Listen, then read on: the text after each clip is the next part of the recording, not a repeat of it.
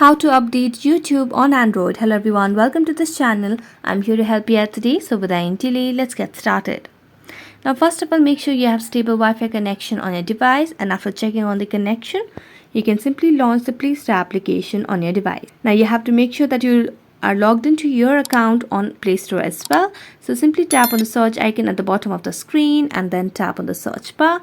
Now here what you need to do is simply search for YouTube. As you do that, you'll be able to see these options in the blue mark over here highlighted. So what it says is open, which means we have an updated version because we do not have the option of update.